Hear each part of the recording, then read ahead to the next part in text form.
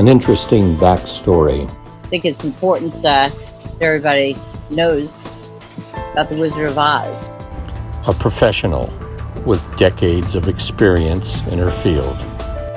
I'm a psychotherapist who works pretty much exclusively with law enforcement officers, as well as other first responders. Strong opinions and a definite point of view. What people see on the streets, this job, is not normal. Brutally honest and funny. When I get a call in the middle of the night and they've been drinking beer, they're normally crying over a relationship. When they're drinking Jack, they get on the phone and they start off with, "Hey babe." She identifies problems, probes, pokes, and makes you think. So if something happens to your family, which is truly your biggest fear, and you haven't thought about every single potential of what could go wrong, then you feel like you failed. She has her own special style. You're either part of the problem or part of the solution. Pick a side. Welcome to StephTherapy911 with Stephanie Samuels. Welcome to StephTherapy911 with Stephanie Samuels. And today I am interviewing Karen Solomon. Well, I'm not so sure everybody knows Karen Solomon, but I don't know anybody that doesn't know Blue H.E.L.P. So today I have a unique opportunity and just feel really grateful for Karen to be willing to be interviewed. And she and I had a discussion. When I asked her to interview me or interview her, she was like, "Just name the time and the date I'm on." And I was like, "Way to go." So then one of the other things that I asked is there anything that's off limits? And no. So what I'm really hoping to accomplish today is this is a really incredible woman, but there's a whole lot more behind the name of Blue H.E.L.P. and who Karen is that I think is really important to be able to get out. So I want to be able to kind of give you an amazing background before we get started. Karen is the author of Hearts Beneath the Badge and the Perfect Campaign, as well as many articles about law enforcement suicide. Her focus stories of the families who have lost an officer to suicide with the feeling that they have nowhere to turn. She is the co-founder and president of Blue H.E.L.P. and has been married to a police officer for 19 years. Karen was a member of the 2018 Officer Safety and Wellness Group meeting and is currently the co-chair of the Data and Research Committee of the National Consortium on Law Enforcement Suicide Prevention. Karen is the survivor of 3 suicide attempts herself. So incredible honor to have on the show. So I want to talk about kind of how the idea was born and with law enforcement. Sure. So this idea is not something that we set out. It wasn't like a planned thing. It was kind of a evolution, a very quick evolution, actually. Steve Huff, Jeff McGill, and myself became friends. I became friends through Steve's sister-in-law. She introduced me to them after they had a critical incident. We talked. We wrote some articles. We wrote the second book together. And in writing these books, we found out that there's a lot of families out there who are suffering from emotional injuries in law enforcement that didn't have any place to turn to. And what we found was even worse, that was after suicide, the families had nowhere to turn to. So we decided that we wanted to shed a spotlight on what was truly going on with law enforcement suicide. And it just evolved from there. It wasn't a set plan. We just kind of picked up the stick and ran with it because we didn't feel like it was being addressed properly. What year was that? We started in January 1st, 2016. We started collecting the data, so counting the suicides every single day, year over year. But we had become friends for since like sometime in 2014. So Blue H.E.L.P. So you've got H.E.L.P. H period E period L period P period. Yeah. H.E.L.P. stand for anything? Yeah, so that was kind of a collaboration between Steve and Jeff because we wanted the name of our organization to be meaningful. So HELP is an acronym and it's a call to action not just for us, our organization, but for the public. H is for honor, honor the law enforcement officers who died by suicide, honor their service, honor their life. E is for educate, educate people about the scope of the issue, about the mental, cumulative trauma that police officers experience on a job, post-traumatic stress, things like that. Lead is lead for us in that we always try to push the envelope a little bit further and do something a little different and make people stand up and pay attention to this issue. And lead is also for police officers and departments. Lead by helping to erase the stigma, telling your story, sharing it, seeking help, making sure that you are aware of what's going on with yourself. And prevent is just, preventing more suicides for us and for the general public and the law enforcement community. So it's honor, educate, lead, and prevent. What's it like to be kind of the face of what you've now become? Kind of because total mixed bag. Yeah. And yet there's not a damn article that I can read about suicide where Blue H.E.L.P is not there. It has truly become a force. It's not to be reckoned with, because that's not what it's about. It has become a life. And what a beautiful word, a life, that has taken on its own breaths and will continue well beyond you, me, God willing, our children. And it has become not so taboo.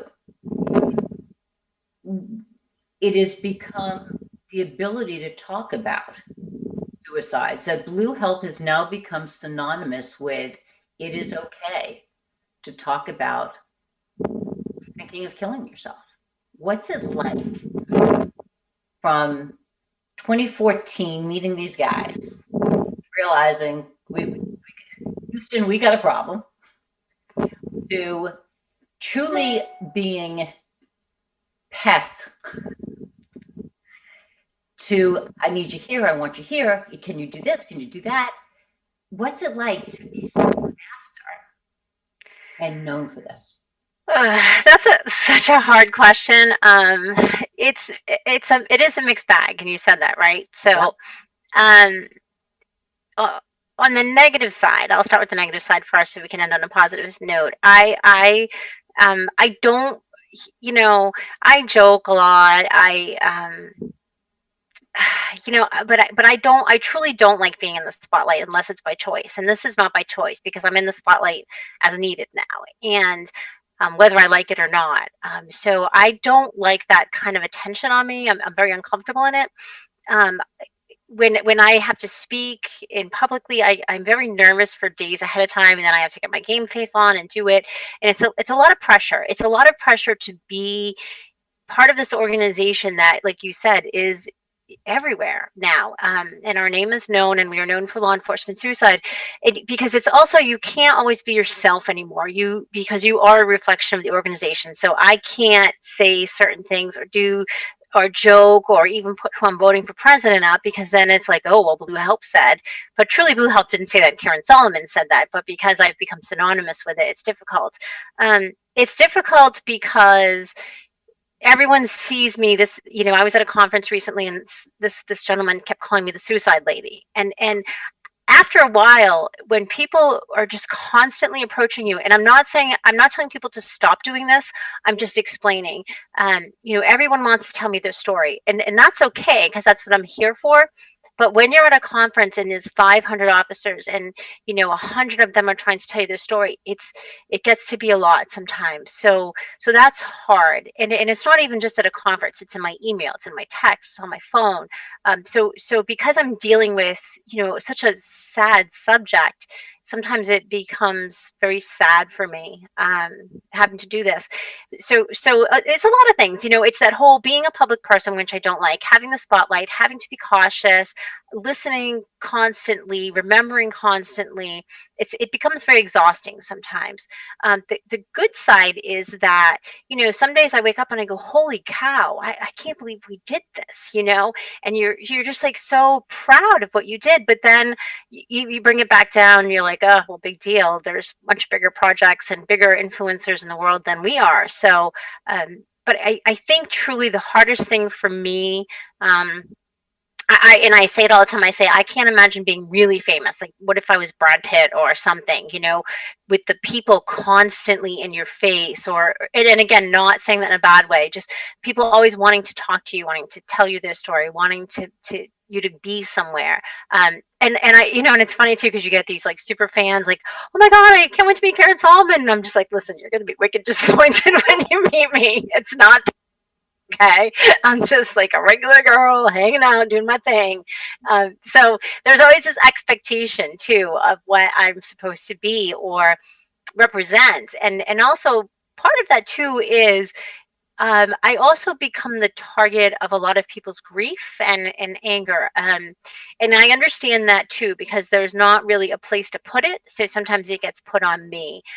If, we had one time a family, she was very angry and she said, well, where were you before my husband took his life? And that's a hard question to answer. We're doing the best we can. We can't save everybody, but I don't know where I was. And that's it's a lot of responsibility, because if you don't save a life, you almost feel like you are responsible for it. And sometimes people put that on you because they have nowhere else to put it. The emotional, being emotionally taxed, and people don't understand, when cops do their thing and they're cops 24/7, it's how, look, it's where they sit in a restaurant, it's how they, drive, it's everything. And a lot of times it's just more comfortable for cops to stay home because it's less draining. Yeah. They don't have to be so vigilant when they're out, because their greatest fear is, if I'm out and something happens, it happened on my watch. If everybody can just stay home, we're good. Yep. And I know for me, when I had created Copline, and people say, hey, that's great or whatever, I also think to myself, I take every suicide personally. Yeah. So it's not about what you save. It's about what you do. That until there are no suicides, I will always feel like I haven't done my job as good as I could have. And right. Yet it's not practical to think that you can save them all, but damn it, never going to stop trying. So, and I hear you. And I think it is important for people to understand this isn't about, and I assume with actors and actresses, I've had kind of grew up and dealt with some of them, but it's this, I just want to go out for dinner, with my family. And yet the public is why I'm here today. So I need to be gracious and sign 1,000 autographs, while I'm sitting here trying to, deal with my son who's just broken up with his girlfriend, and it's the worst event of his entire life. And yet I need to be able to stop eating and be delicious and kind to these fans. Are going to be like, oh, she's such a bitch. I met her, blah, blah, blah, blah, blah. And then, Yeah. So that whole public and private persona is so difficult. And yeah. And my problem, is that I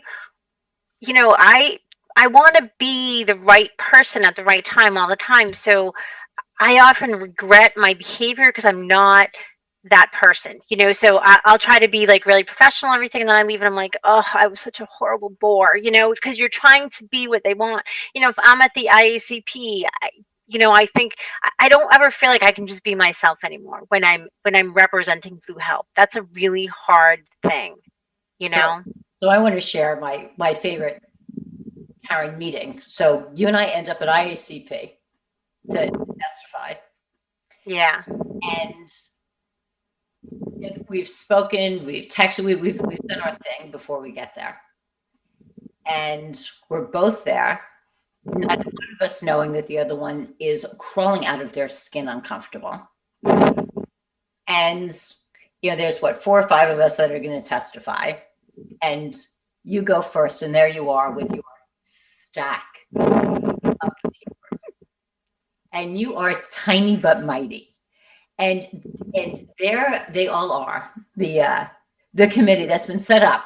We've already had, the Attorney General Barr has addressed us.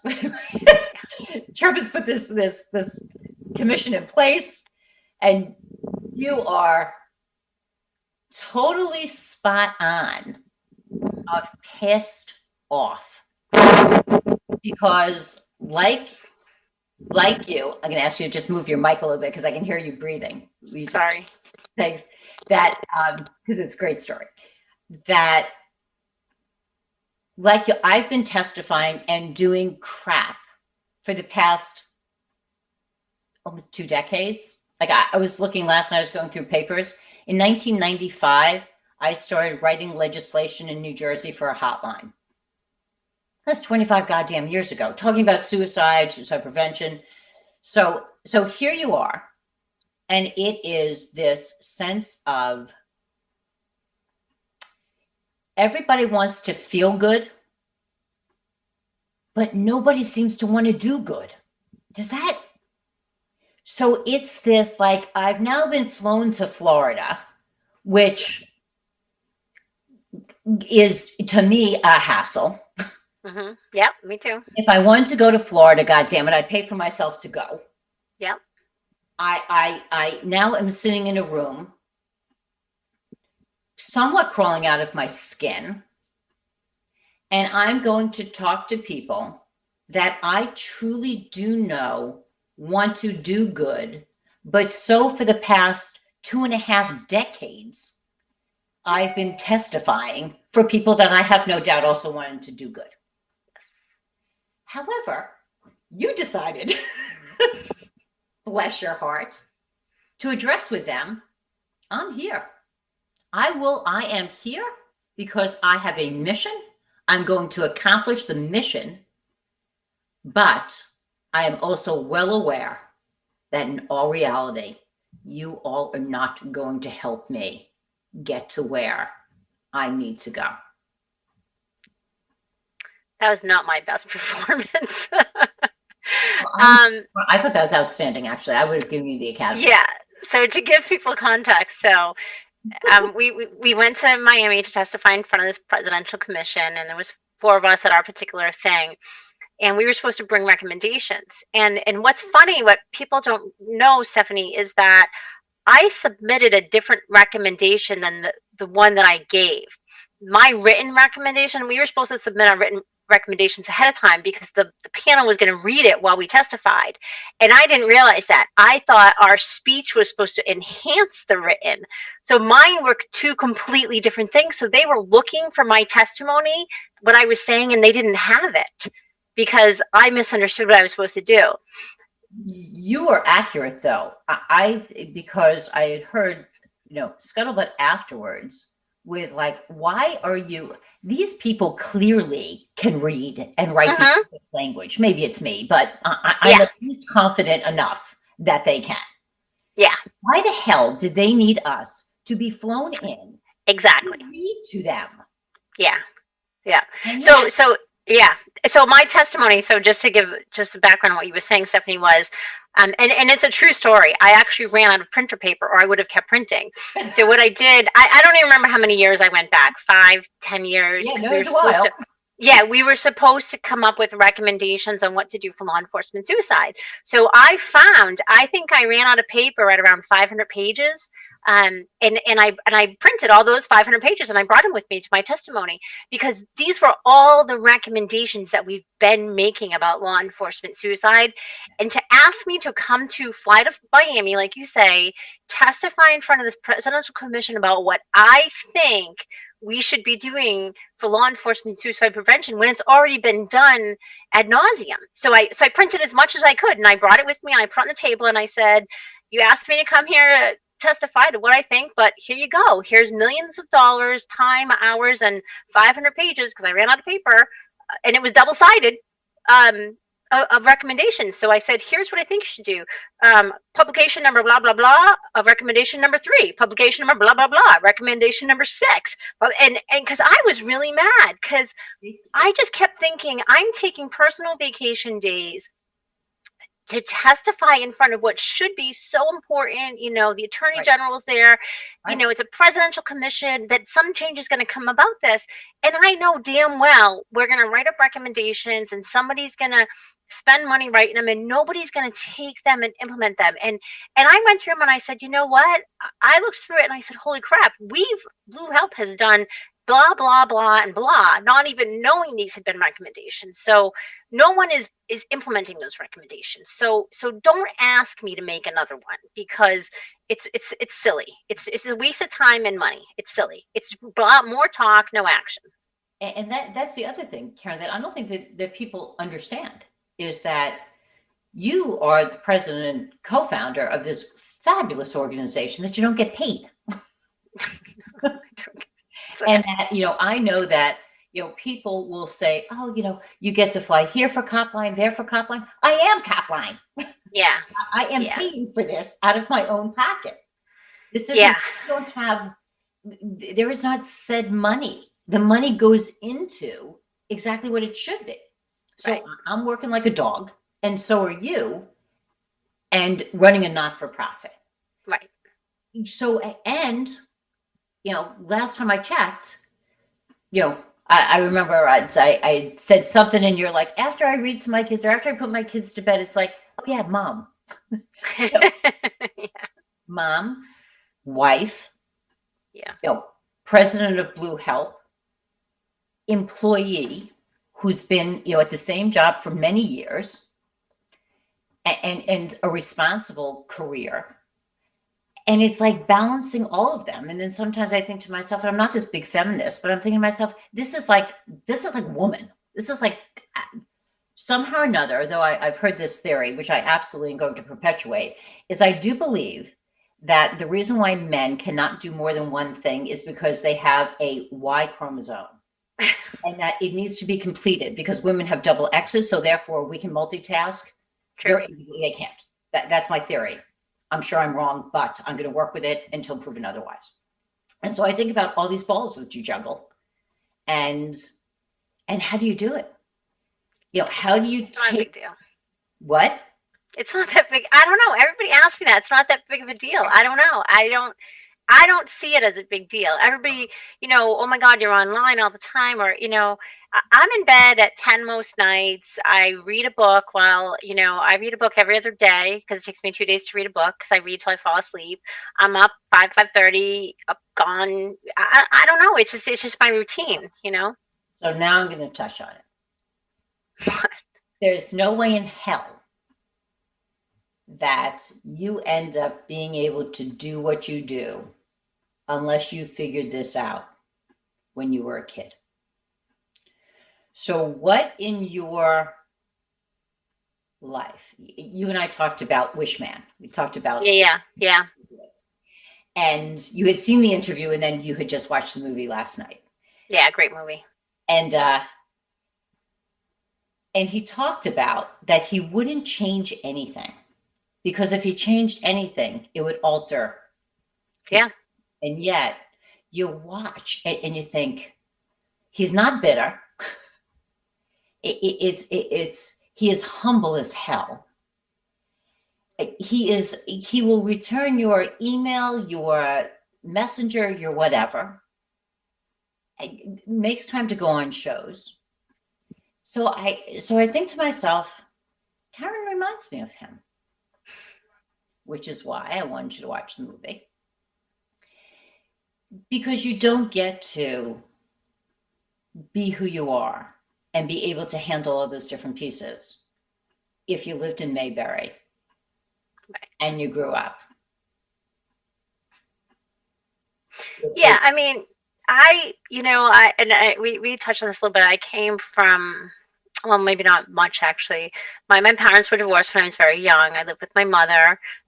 We did everything, all the chores, cooking, cleaning, you name it, we did it. So, plus going to school and everything else. And then, getting it done so you can go out and play or whatever.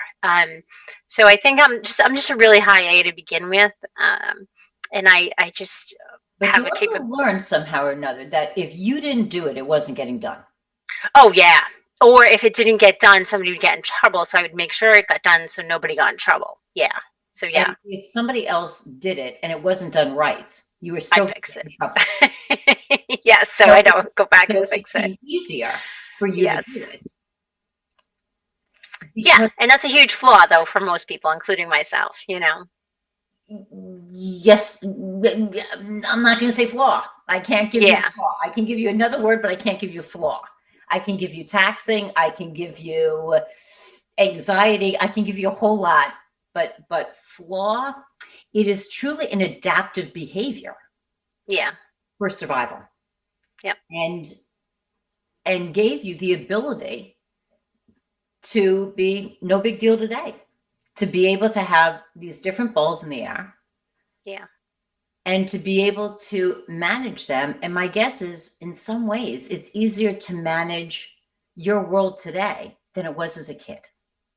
And part of that is probably because you're an adult and you have some control over it. Whereas And I get in less trouble. I don't get grounded as much. I wish I got grounded again. But the other thing, when I had read your bio, and I was looking at the bio, and I was like, I need to go to her website. I go to the website and I read about co-founder Karen Solomon, and I'm like, kind of verbatim, except that one last line. Yeah, I know, and I don't. I mean, I have kids. It's a tough topic with them. How old are the kids? They are now 18 and 15, and it's I never really talked about it publicly.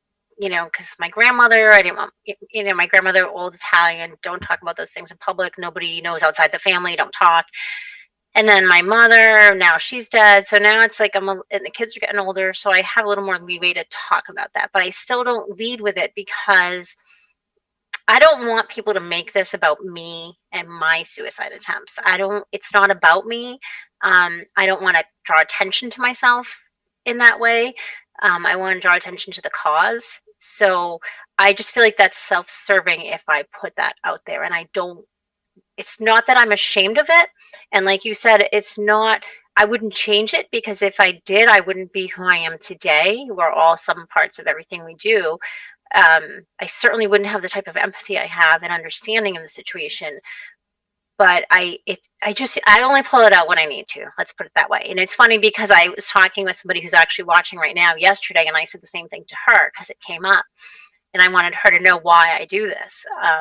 So it's not something I really go, hey, suicide survivor here, So why'd you live 3 times? The first 2 times, I don't think I really tried hard enough. And How old were you? I was in my early 20s. It was all over a 2-year period, and I let people know. Well, the second time, not so much. The second time I waited, I called the suicide hotline. I told them what I did, asked them if I was going to die. They said they weren't sure, wanted to call an ambulance. Then I got scared, so I called somebody to come sit with me. And then I finally told them what I did. I had ingested a lot of pills, and they called an ambulance and got me there in time. Then this third time, which was really bad, all the times are really bad, actually. When you have your eyes rolling back in your head, your tongue is swollen, and you're in an emergency room. But the third time was the worst, because I went someplace isolated, and it really. It's isolated.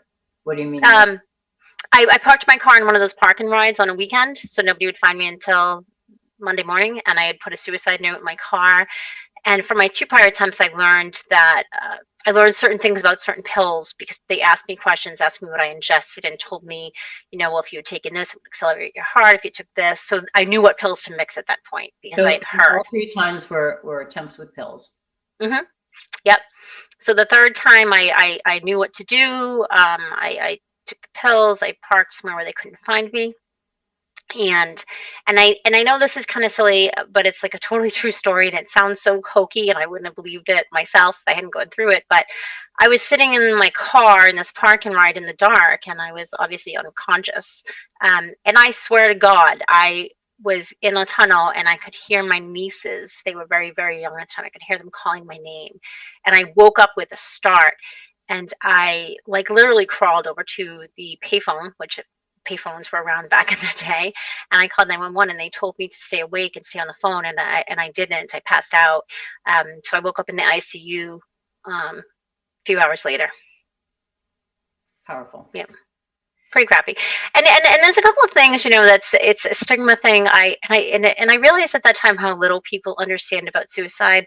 I remember they were sticking the thing down my throat and then pumping my stomach, and I woke up for a second, and one woman said, "Why would such a pretty girl want to take her life, kill herself?" She said. And I'm thinking to myself, like later, I'm like, what does that even mean?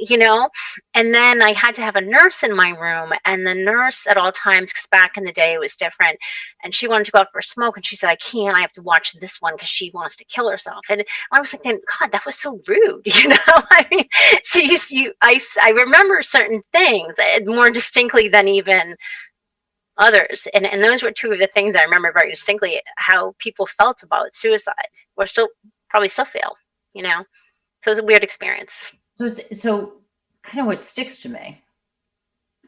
So I remember growing up, and I'm sure you also had it, is you didn't talk about sex. We were, that's not what you talked about at home. Because if you talked about sex, then kids were going to have sex. Yeah. So that was brilliant. So speed ahead.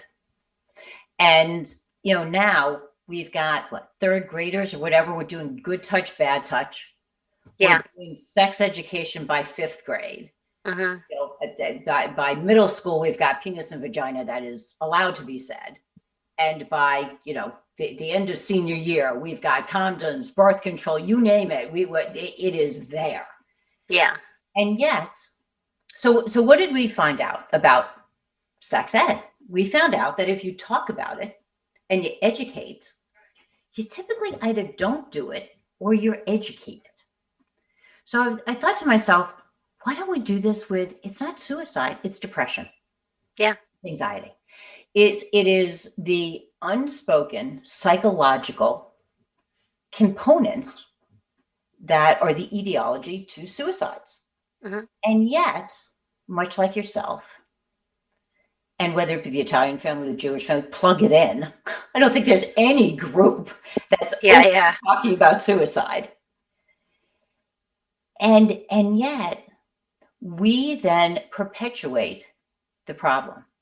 I agree. Now we say, we want cops to talk about suicide. We want them, they'll be more than happy to talk about any suicide of somebody else. They're just not willing to talk about their ideations. That how do we become comfortable?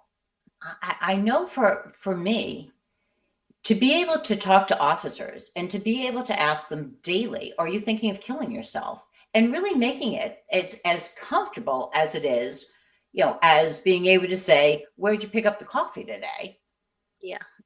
And yet when it comes to us, we hold our cards so close to our vest. And with daughters, I've got two daughters. I remember talking to, my daughter was really struggling with something. I think she was 14 at the time. And I had asked her if she was thinking of killing herself.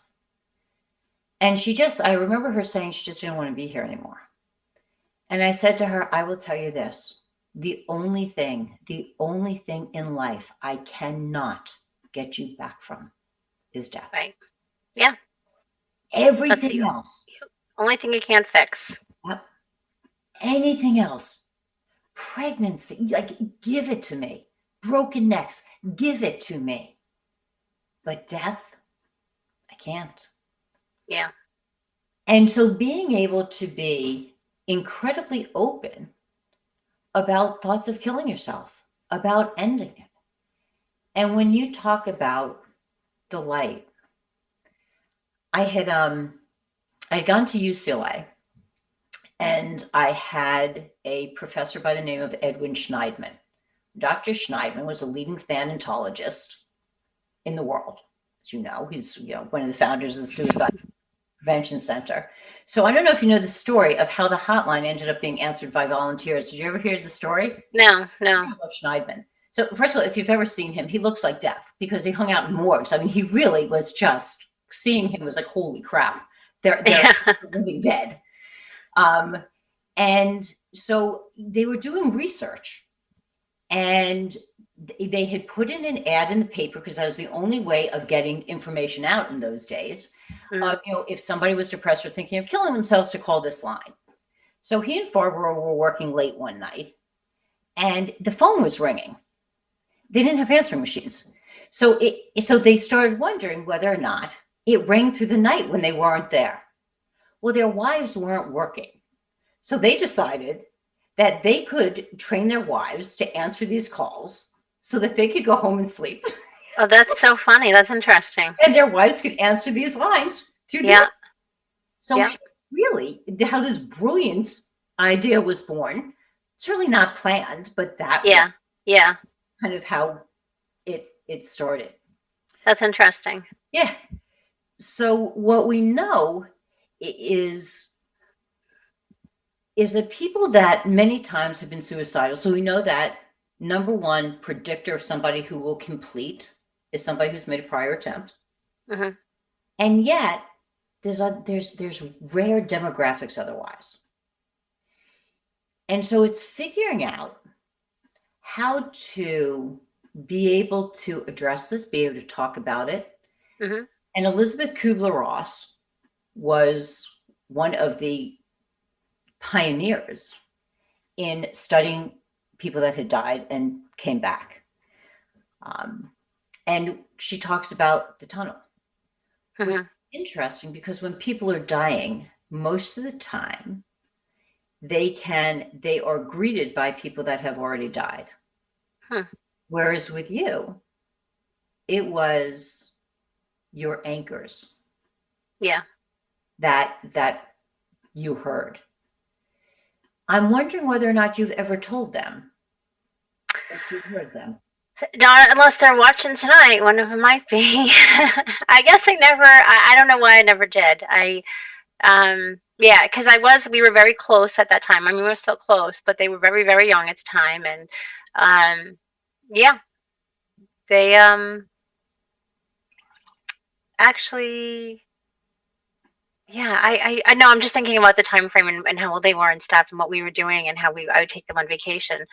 We went to Florida one year, and I took them both, and I rented a convertible for them and whatever. They were a big part of my life. And no, I guess I never really told them the story. I don't want their heads to get too big and feel like they're my favorites. So they'll think that they're my favorites. So. Never tell somebody how to sleep. No, God, no. Idea, no, and not just, I mean, I don't, again, I'm not really comfortable. I don't know. I'm not comfortable sharing my feelings anyway. So for me doing this, I'm hoping that there's only like 5 people watching. So, it's not, I don't, we're hoping for more. The woman that was Dr. Phil. Yeah, I know. I was just on Dr. Phil. I know. So no, I never did. But your comment about, talking about it is really interesting, because I have this frustration, and again, I don't think I think like other people all the time, and I don't behave, maybe, God knows I'm probably the most immature 50, how old am I? What year is it? 53-year-old in the world. But there's all this talk about talking about suicide, and what are the right words to use, and how should you say it, and what you shouldn't say, and when you should say it. And people have accused us of sensationalizing suicide. People are afraid of glamorizing it or glorifying it. But the problem is we're overthinking talking about it. We should just say what's on our mind, talk about it, and not always have to worry about the words and the context of those words. Because I don't believe that if anybody started talking to me about suicide at that time, it would have made me more or less inclined to take my life. I was going to do it no matter what. So I don't know. And I don't know where the statistics come from that say that if you use this word instead of that word, somebody's less likely to take their life, So to me, I have a really hard time following what these guidelines are, because if we're worrying about these guidelines all the time, how can we have an honest conversation, and that's a real line I have a hard time walking. So there's this kind of saying that's, paralysis by analysis. Mhm. And I absolutely agree that overthinking it is a huge issue. And I don't think that there's the wrong words. And just like you said, and this is something, when we do training for Copline, is being able to ask somebody, if you're thinking of killing yourself, you're thinking of, Yep. of dying by suicide, whatever it is. But what it does when you say, so if the person says no, so I've never had a patient of mine leave my office because they're pissed off that I asked them if they were thinking of killing themselves. Right. It doesn't happen. Right. But what does happen is when you ask the question, it opens up a real dialogue where somebody goes, yeah, I can talk about this. It's Yeah. like sex. I can talk about Yeah.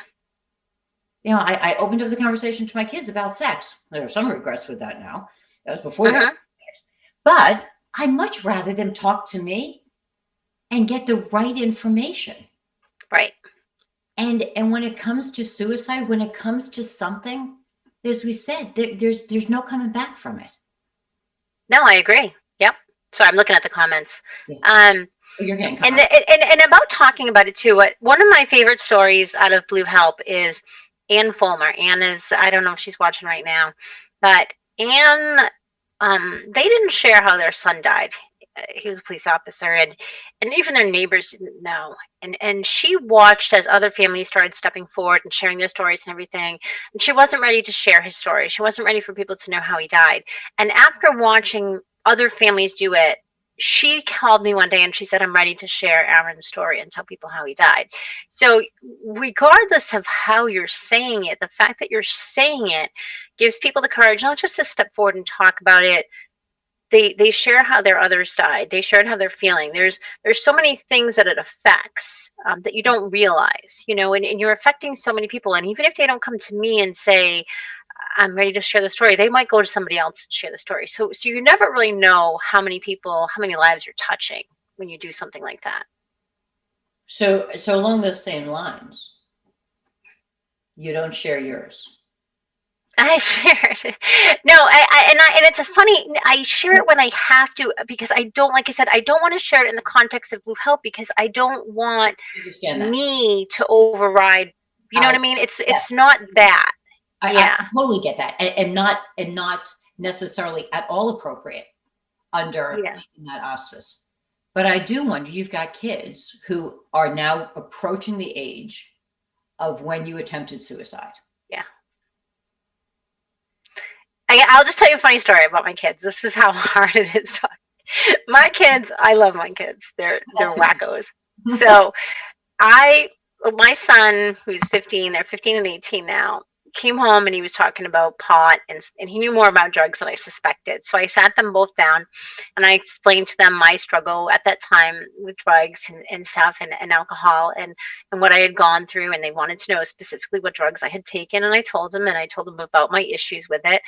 And my 18-year-old, he's a very sympathetic kid, and he was, very understanding. And he's like, Mom, I'm so glad you're better and you have this, you can share it. Because I wanted them to understand that if they have an issue, I would know, I would understand because I've been through it.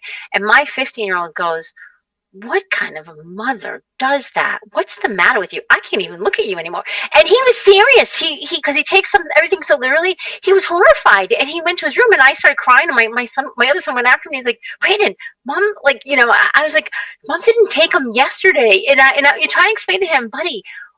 It wasn't like I said, I'm going to be a mother someday. I think I'll take drugs. I go, when you do stuff right now, you don't think I'm going to be a dad someday. I shouldn't do this.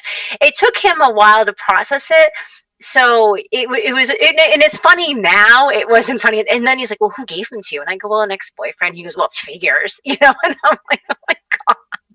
So it was a funny, looking back, it's funny, but I mean, they understand why I explained it to them and that I'm here and I'll understand.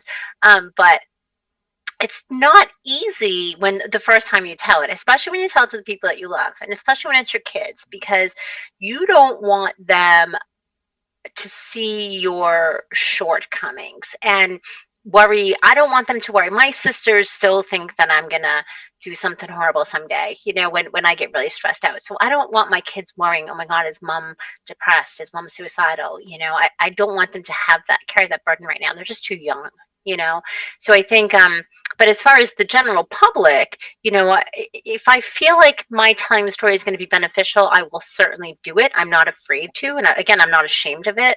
Um, but I don't ever lead with it. Plenty of people know about it, but it's just not, if I was, like with AFSP or something like that, I would lead with it, but Blue Help is a different thing.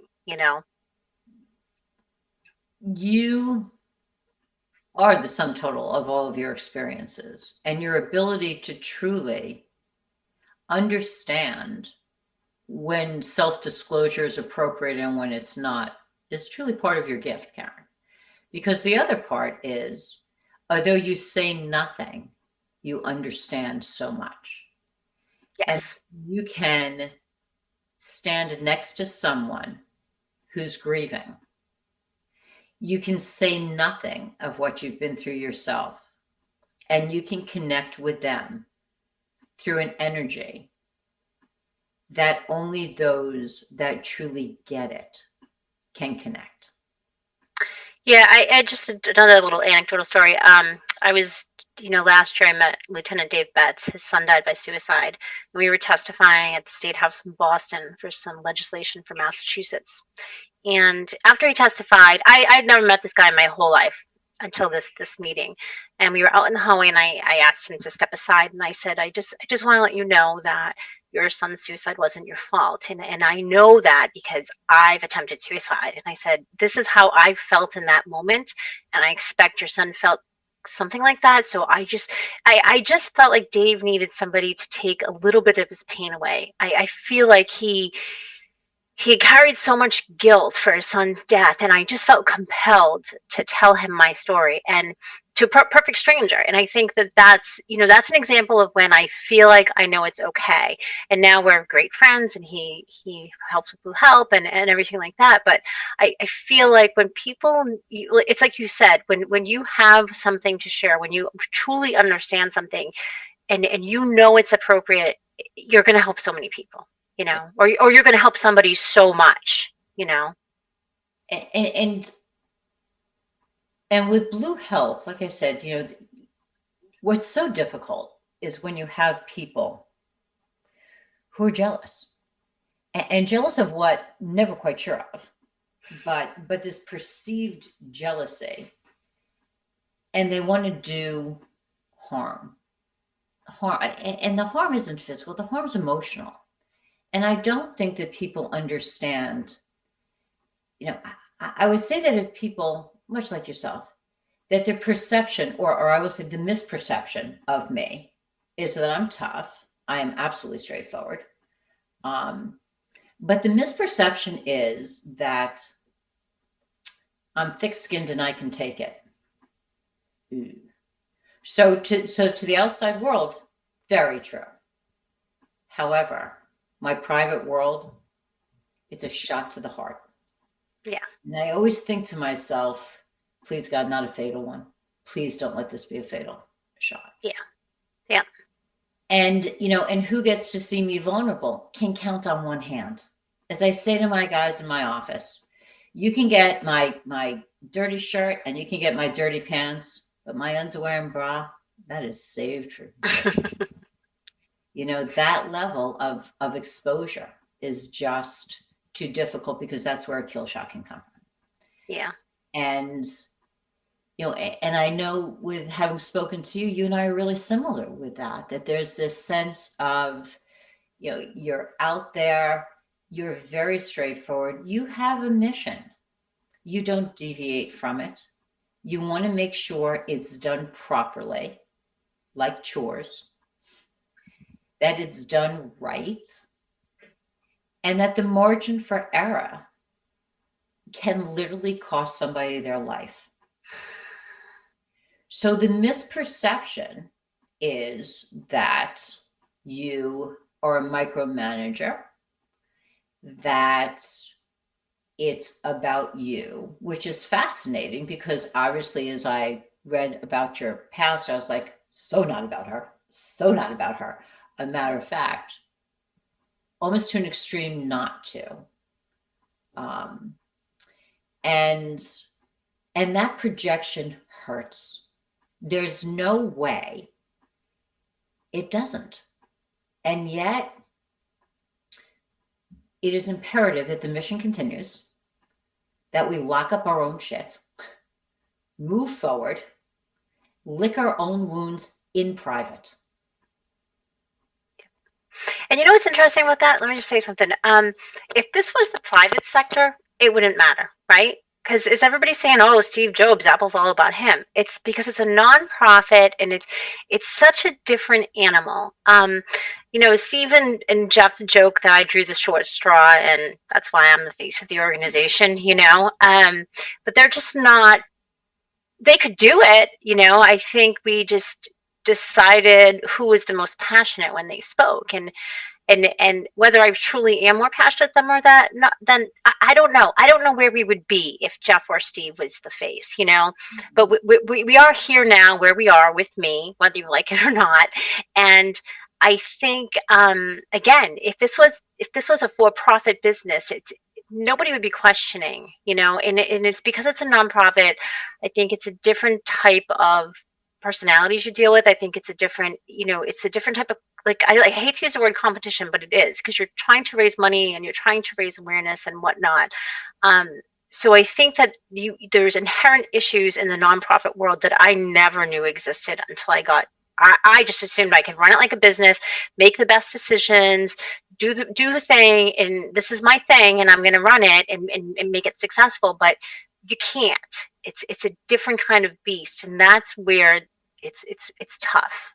So let me ask you, because I've thought about this myself. I know in private practice, there's always been this thing of what is a female going to tell you, and what is a female that's never been a cop going to be able to tell you. And yet, I think that it is easier for people to emote, whether it be societal or not, to a female. What do you think it would have been like? As you said, probably perfectly capable and everything else, no doubt. What do you think it would have been like, though, publicly, with the perception of a public and of officers who are predominantly males?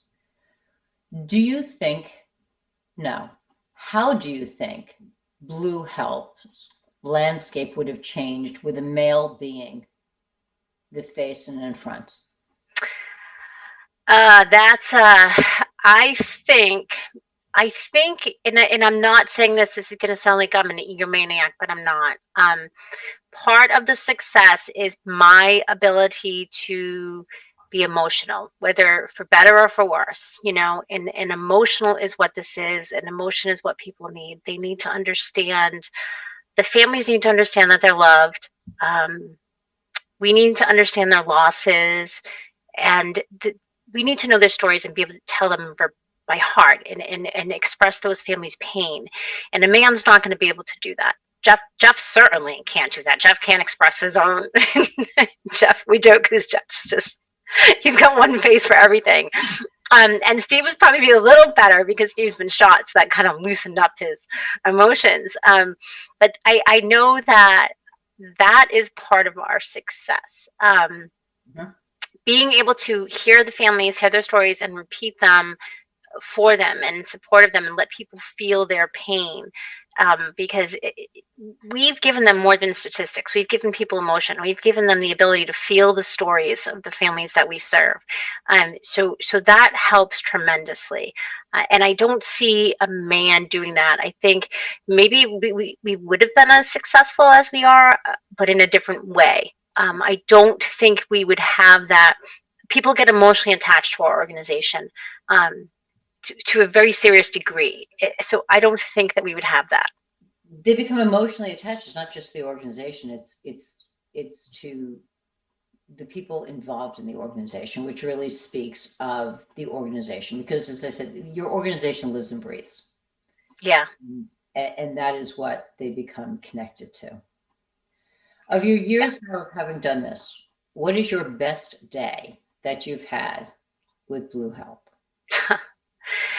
I don't think there is a best day. I think we have so many best days when someone tells us how an introduction we made to another family has helped them, when someone tells us that another family gave them courage, when somebody sends us a thank you note that because of Blue Help they didn't take their life. We get that a lot. The thank yous from the families who just thank us for recognizing their families. There's just so many good days. Which meeting the families are the best days because I talk to many of them on the phone, on text, or email, or I know their stories because they've submitted them to us. And getting able to put the face to that family and meet them and just, I don't know, there's something about that. It just makes me so happy. Because we just came back from Dallas and there were new families that I hadn't met before. And then I was angry with myself because I didn't spend enough time at the table and families had come looking for me and I missed them because I love those are my best days, meeting the families that we serve and just being able to say to their face, we're never going to forget your husband, your wife, your son, your daughter, your sister, your brother. We love them. Those are the best days for me. You are so alive and so present when you talk about those days, when you talk about those families. It is just, I watch you seeing those families. It's like when you're talking about them, you're visualizing different people. I love them. I love them. I mean, I do. I wish I could help every single one of them because if I could win the lottery, I would create this, giant commune and bring them all to live with me because they lose so many benefits and everything.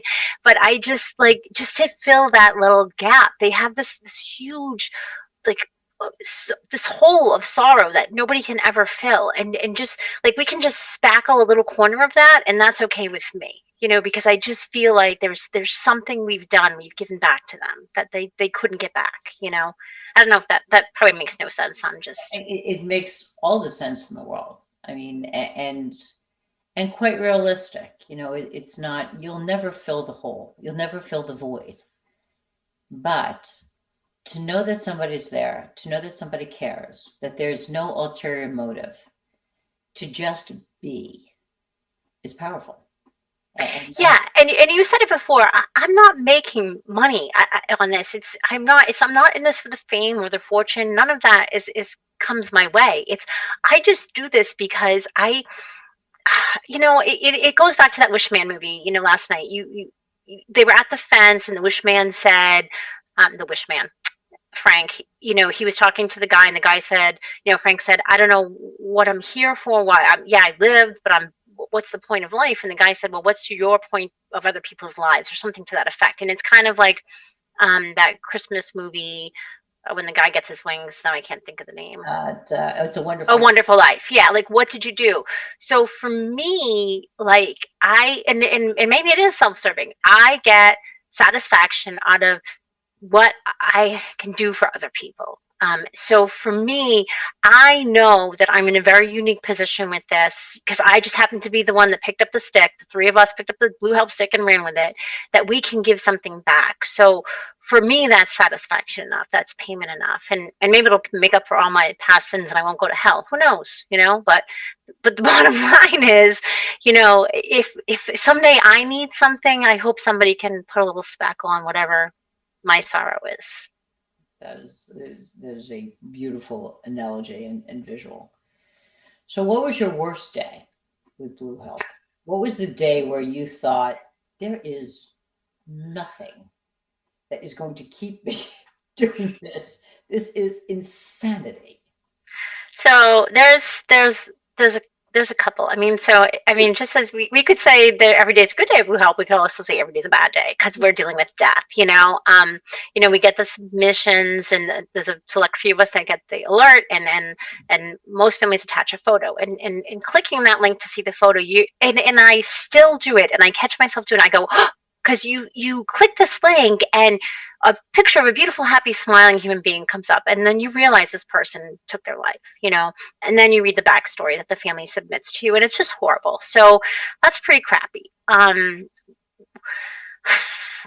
you know, when people do question me or question my motives or they attack me personally, that's a bad day. Like I want to run away because I take everything very personally into heart. And I'm like, oh my God, everyone hates me. They must hate Blue Help. I have to leave Blue Help because otherwise how will it survive? Because I'm a crazy fatalist, you know, like, oh my God, everybody hates me. So I will, so those days are really hard for me.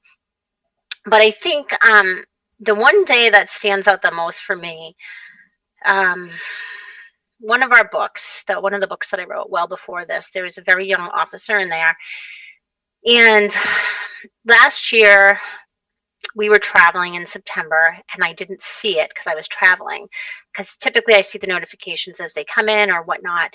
And it wasn't until I got back and I remember I just had a physical, emotional reaction. I was checking the alerts to see who died, checking the numbers, making sure we're accurate, counting them up. And I saw the name of an officer in one of my books, and I literally I just went, oh God, no, no, no, no, no. And I went on the internet and looked to confirm it was him. And I think I cried for 2 days because I had spoken to him at the beginning of September. And to me, this is somebody,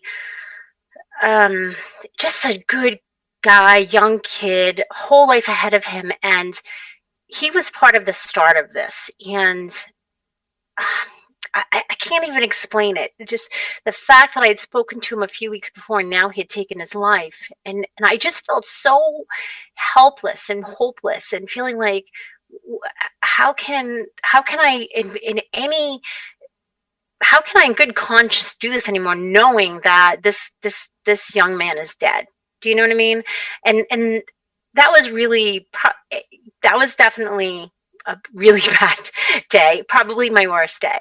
I mean, we know people who work with us that have lost one of the officers we work with. His lieutenant took his life after having attended one of his seminars. So I think those hit all of us pretty hard. But this one in particular, because he was so young, he had so much ahead of him. What just a sweetheart of a guy, and I also feel like I missed it. But I know better than that, right?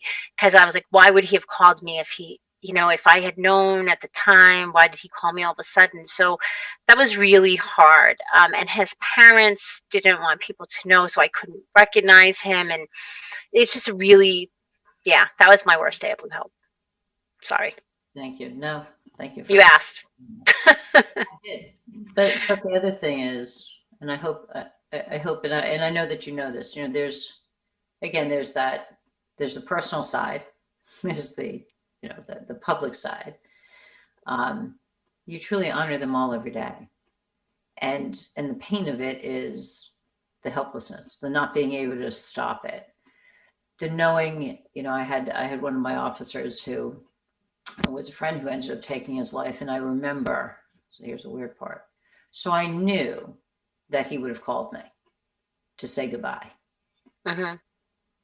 So it was Labor Day weekend, Memorial weekend. And I had heard that he had killed himself. And I was like, why didn't he call? He knew I'd answer. I went to my office where he knew I would not be. And he called. And there it was on caller ID. His name, his number, no message. But he knew me well enough to know. Yeah. He wasn't a patient, he was a friend. He knew that was his goodbye to me. I also knew that he didn't want to be stopped. That if he called me. Right. Yeah. We couldn't complete. Right. And that was the goodbye. Yeah. And, you know, and that's something that obviously has stayed with me, that I, you know, still honor him every day. Yeah. Honor him all the time. And, you know, from whether it be your own attempts or just life itself, you can't give somebody perception of a future when they don't see it. Right. And you can't complete if you do see it. Yeah. Yeah. Yep.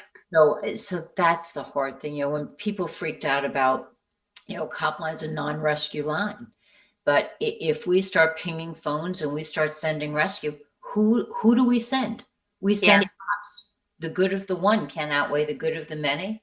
So the last The suicide hotline, the oldest hotline in the country, has fielded 7,500,000 calls. 2 people have died by suicide on those lines. 2. So what we know is that ambivalence exists. Copland's suicide hotline, per se, we deal with all stressors. But if we could just have people call. Right. Yeah. That's it. Just call. But they need to be. Yeah. But they also need to know that they're calling someone. And when I mean someone, I don't mean, and then this is part of being the face of an organization, right? I'm just a person. I'm not, and I joked about it before. People, oh, I can't wait to meet Karen Solomon. It's like, really, it's not that big of a deal. It's really not, right? Because I'm just a person. I have emotions. I'm crazy. I have a weird sense of humor, and I shouldn't change that to be the face of anything. So someone needs to be able to know that the person they're calling is not some robotic person who's reading from a script, that it's someone that they can talk to that's being themselves, that's compassionate, that's empathetic, that they're not playing a role, that they're there to talk to them. And they need to know that. And gets it. Yes. You don't have to explain the pain. Yes. That they can just pick up that phone and that person on the other end is immediately sitting next to them in that hole and can literally say nothing and get it. Right. Yeah. No. Yeah. So is there anything that I have not covered that you wanted to be able to talk about? Anything that you're that comments are coming through on your end? I'm just looking. Yeah. Yep. No, I mean, I guess, we've covered everything, and, obviously if people had questions, they could pop them in there. Yeah, I mean, I'm just happy to be here and to tell about Blue Help. And, there's more than just me at Blue Help. It's, Steve and Jeff and Michael and Melissa, and now we have Bill Zito, who lost his wife. We have a whole team of people. We have volunteers. We have Nicole, who sends out the care packages. So it's not just me. I just happen to be the one who, somebody's got to do the dirty work, and it truly takes a village. Someone's going to talk to Stephanie, You drew straws and lost again. I lost again. Damn it. I don't think there's any long straws in there. Damn it. Yeah, right. I'm grateful to all the families who have supported us and the organizations that have supported us, because we're definitely, it takes a village. We wouldn't be this successful without the support of everybody else out there, And you have stayed true to yourselves and your mission for all of you guys that have been there. And, so many not-for-profits change missions so that they can fit into whatever the funds are funding. And so so I'll just tell you a little story about Blue Help that most people don't know. Jeff, Steve, and I, we do have term limits on our board, but we learned from another national organization that they set so that their founders could influence the organization, so that the mission was never perverted or anything. So we don't have term limits. Steve has stepped off the board and come back. I hope to step off the board and come back sometime, take a break, and Jeff as well. But we do that so that we can ensure that we have one mission in mind, and we're going to stick to it. We don't want anything perverted. We don't want somebody paying themselves $500,000 to run Blue Help. We want it. We're on the straight and narrow, and this is the way we do things. And unfortunately, if it's not to your liking, then people do have the ability to leave, but we want to make sure that we stay. But we are flexible. We are flexible in that if someone says, hey, I have this money, do you think you can use it? We're honest. We'll say, you know what? We can, because here's where it fits our mission. Or we'll say, we can't, but you know what? Call this guy. Because we're not gonna have the Ringling Brothers out here doing, having their elephants out front doing an elephant show just because somebody's going to pay for it, because that's not going to help our mission. It's going to be silly. So we try very hard to stay on the course we've set for ourselves, you know, and it is hard not to, because you want to say yes to certain things. And we, that's when you get scope creep. And that's when Jeff and Steve or Joe will say, well, Karen, think about that. What's the end game? Like, I don't know. It just seems like fun. Like, no, you know, you can't do that. So we try very hard to stay where we set our course. You've done an outstanding job, and truly, I thank you. You know, I from years back, before I knew who Karen Solomon was, I knew what Blue H.E.L.P was, and just watching it grow, being able to get to know you, it's been an honor. I mean, and sharing difficulties, you know, stressors of running not-for-profits, of being human, of being real, of what you disclose, what don't you disclose, and when you disclose, who can hurt me? Because if you don't know anything about me, you really can never hurt me. You know, it's, and so I thank you. I thank you for being so open today, because it's difficult, and yet that vulnerability is truly what has been able to drive your organization, and where Jeff and Steve are always going to lose at drawing straws. I gotta have a little talk with them. Maybe it's because we do it virtually. Maybe that's the problem. Exactly. But I truly appreciate it. No, I appreciate you, and I appreciate your friendship and everything that you have, you know, helped me with, you know. So I mean, you've been phenomenal, and I think you are also somebody where you get what you see, what you get what you see, whatever it is. You're pretty candid, so I think that's great. Well, thank you. I look forward to in the next 5 years testifying again at the same place. Yeah. I'll bring more paper. I'll make sure I have more paper next time. A bigger suitcase. We're going to need a bigger printer. Yeah. Incredible. So thank you. So thank you for that. And next week I've got Beverly Anderson, Dr. Beverly Anderson, coming on, who's kind of the guru in employee assistance. She actually is with Metropolitan Police Department. Really interesting. She's got a 27% usage, which is unheard of. And their contracts, the contracts were negotiated by the union. So fascinating story, but she has been around for decades. So get to interview her. And you and I will continue to be in touch and to continue to do our thing. We will keep checking off those recommendations behind everybody's back. We'll just keep plowing through them. Exactly. All right. And for all of you watching, thank you very much for watching on Steph Therapy 911 with Stephanie Samuels. Please tell your friends. We're trying to grow the audience so that we can get more people watching and help more people out there. Take care and be safe this week.